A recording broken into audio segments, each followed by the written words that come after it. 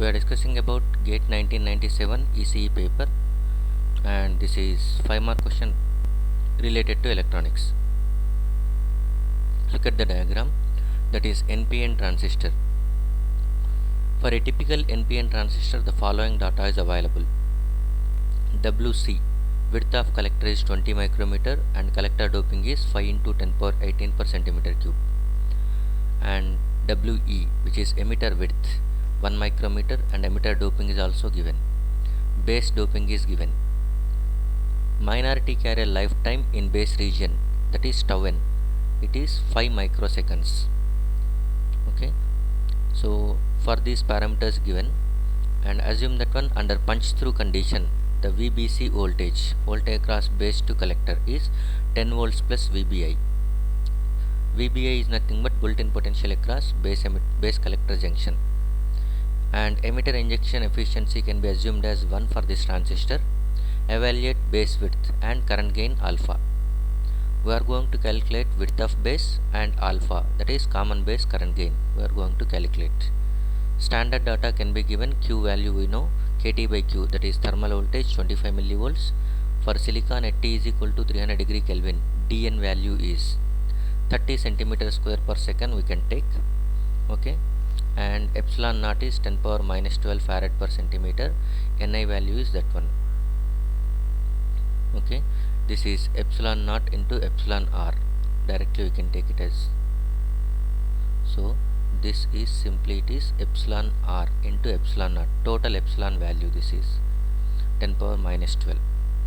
Okay, now we will see.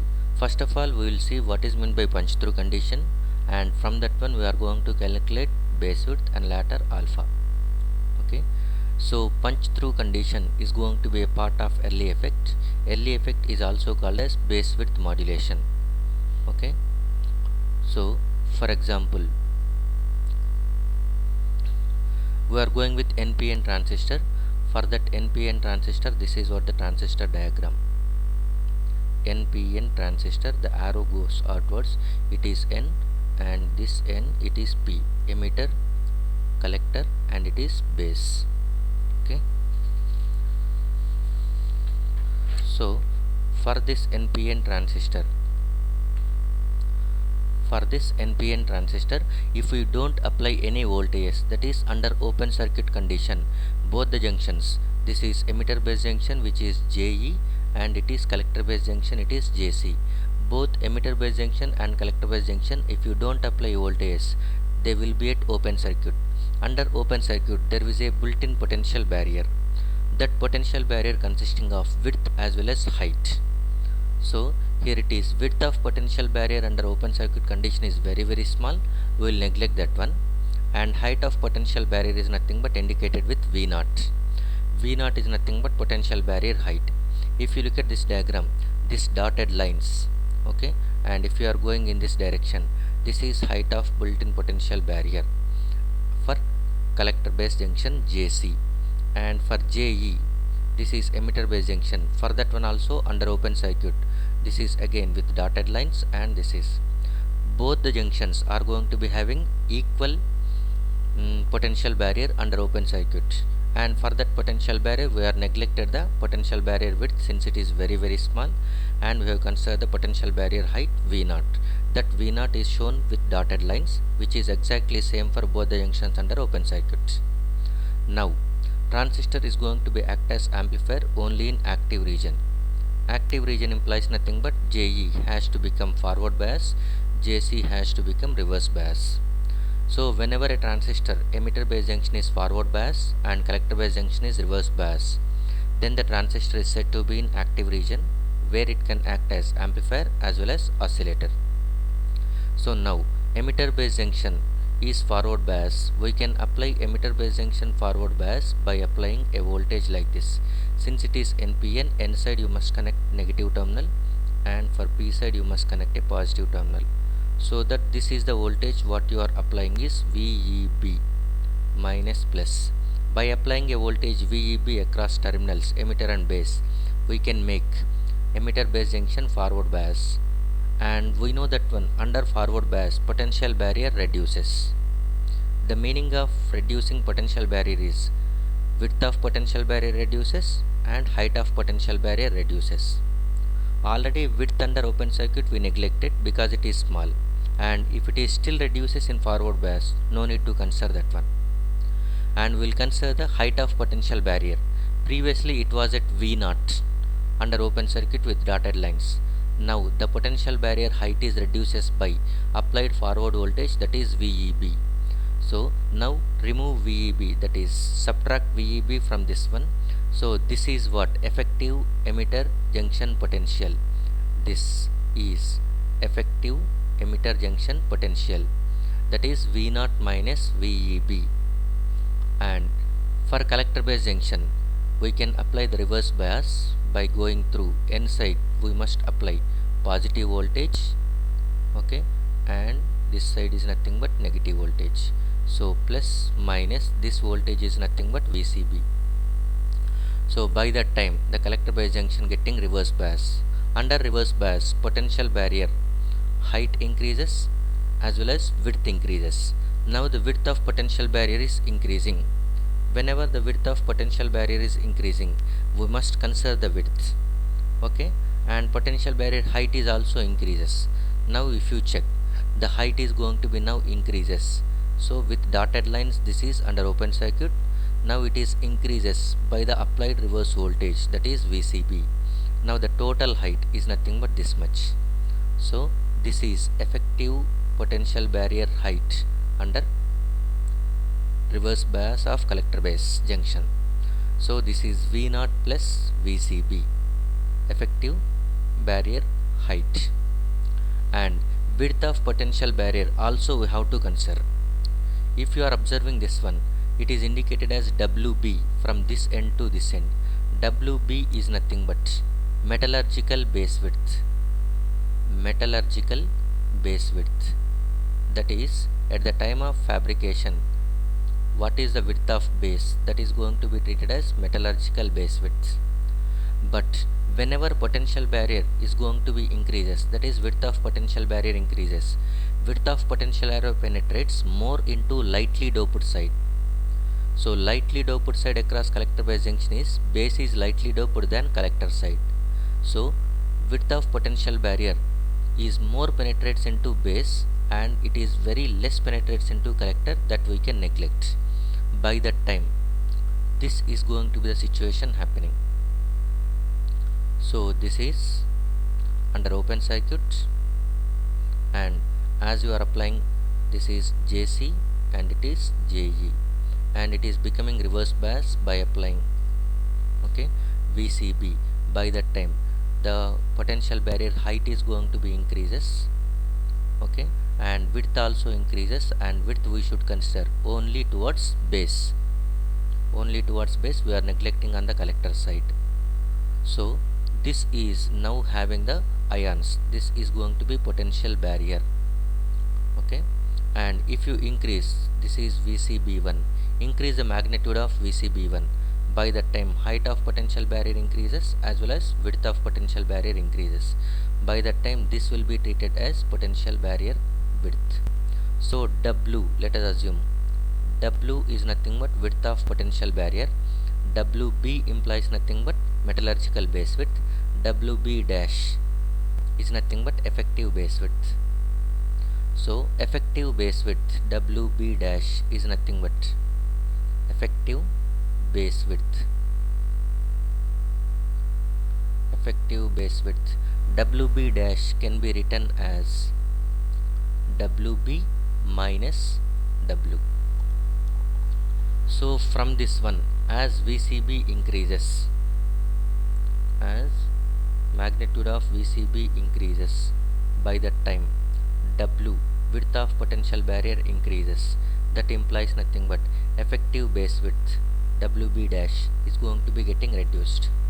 So if you are like this, if you are applying very high voltage at one point, that is nothing but at very large voltages, the width, effective base width, may be decreasing towards 0. That is nothing but it will be increases.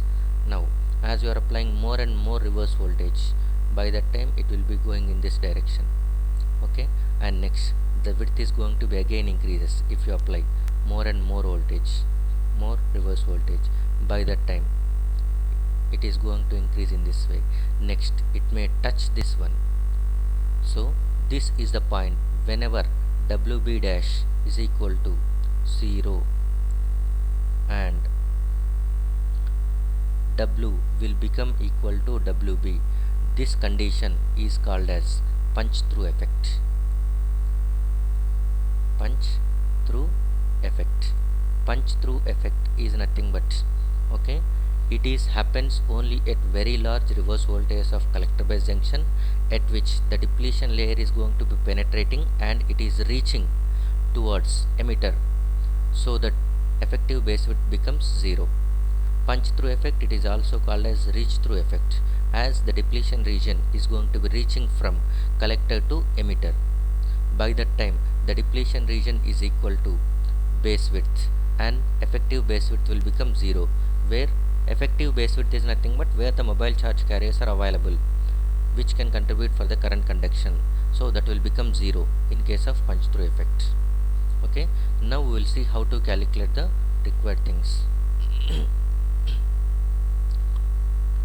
And one more important point we must see regarding the lifetime of charge carriers. Okay, so if you are considering the base region, in the base region of NPN transistor, okay, NPN transistor is nothing but here it is, emitter is of N type, okay, base is of P type and this is of N type. So this base may be having electrons as minority carriers, that is first case, okay, and the other case is nothing but electrons are going to be transiting from emitter to collector through base, this is second case. So comparatively this electron and this electron is going to be related to base, this is first case is nothing but related to base electron minority carrier, whereas second case is nothing but related to electron which is coming from emitter to collector. So while it is coming from emitter to collector, it is transiting through base, so both will be having different lifetimes. Okay, so by that time we can think that one electron lifetime is going to be tau n. Okay, we can write it as tau n is nothing but average electron, average mean lifetime, that is average or mean lifetime, average or mean lifetime of charge carrier, average lifetime, or it is also called as mean lifetime of minority carrier, that is electron in NPN transistor, minority carrier in base. Okay, whereas there is one more thing is tau t. Tau t is nothing but transit time of minority carriers in base. Tau t, I'll write over the next page. Okay, tau t is nothing but transit time of minority carriers, transit time of minority carriers in base, because the carriers are coming from, this is tau t, okay, transit time of minority carriers, whereas tau n is nothing but mean lifetime of minority carriers in base. Okay, transit time of minority carriers in base, there is a difference, remember that one. Mean lifetime of minority carriers is nothing but the minority carriers present in the base, whereas transit time of minority carriers is nothing but actually the electrons are going to majority carriers in emitter, they are because of transistor action they are coming through base and reaching the collector.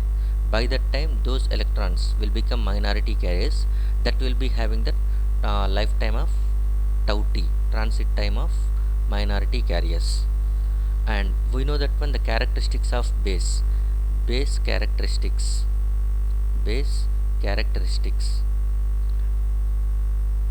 because of base characteristics only we are getting this one, we are getting transistor action. One is nothing but base is lightly doped, and second one is nothing but it is very thin, very thin implies nothing but how much it is thin is nothing but width of base is going to be very small compared to LB, where LB is nothing but average diffusion length of minority carriers in base. Average diffusion length of minority carriers in base, that is nothing but that much length should be maintained so that all the recombinations can take place, but we are not giving that much time. Okay, so width of base is very thin, so that expected number of recombinations are also not taking place. Because of this characteristic, we can say that one tau t is going to be tau t is always, because of the second characteristic, is always less than tau n. Since WB is going to be far lesser than LB, LB is nothing but diffusion length of minority carriers in base. Okay, so tau t transit time is very small compared to tau n, because it is residing for a very small amount of time. So from these points, so we can calculate, we can go for the problem in this way. This is first step. First step can be calculated as under punch through effect. Under punch through effect. Okay, under punch through effect, WB, effective base width, will be totally covered by depletion region W, that we can write it as, okay, 2 epsilon VCB, we are neglecting the VBI, okay, divided by Q times of NA. This is for NPN transistor with square root. So 2 epsilon VCB by QNA to the power of 1 by 2, that is nothing but square root of 2 epsilon VCB divided by QNA. VBI neglected. VCB is taken as 10 volts. Q is given, NA is given. NA is nothing but acceptor concentration. Okay, that is nothing but base doping concentration, which is also given. Okay, Na is base doping concentration, that is given. So everything is known, you can calculate W. Calculate this one. Next, that is WB is known. Second step. Second step is nothing but calculate tau t. Calculate tau t, that is nothing but transit time, using this equation. WB square divided by 2 dB. 2 dB. dB is nothing but diffusion constant of base. This is also given, 30 centimeter square per second.